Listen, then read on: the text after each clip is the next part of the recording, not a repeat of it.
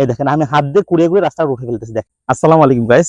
তো আজকে আমি আপনাদের সাথে একটা শেয়ার করবো, সেটা হচ্ছে বাংলাদেশের রোডঘাট কেমন হয়ে থাকে। তো আপনাদেরকে আমি কথা বলার আগে দেখাই রাস্তাগুলো। কাকা একটু এখানে দেখাও তো। এইখানে দেখতে পাচ্ছেন, মানে এই যে রাস্তাটা হইছে, তো এটা হচ্ছে নতুন রাস্তা করা হয়েছে। তারপর আপনাদেরকে একটা জিনিস দেখাই রাস্তাটা কতটা বাজে। দেখেন এইখানে পা দিলেই কিন্তু রাস্তাটা এখান থেকে নষ্ট হয়ে যাচ্ছে। দেখেন আমি যদি হাত দিয়েও দেখাই, এই দেখেন আমি হাত দিয়ে কুড়িয়ে কুড়িয়ে রাস্তা উঠে ফেলতেছি। দেখ, এটা এত একটা বাজে অবস্থা। তো আমি রাস্তাটা ঠিক করলাম, রাস্তা আমি সুন্দর করে রেখে দিলাম এখানে। তো জাস্ট আপনাদের দেখানোর জন্য আমি দেখালাম যে রাস্তাটা হাত দিয়ে উঠানো যাচ্ছে। দেখেন, তো এটা জাস্ট আপনাদেরকে দেখানোর জন্য।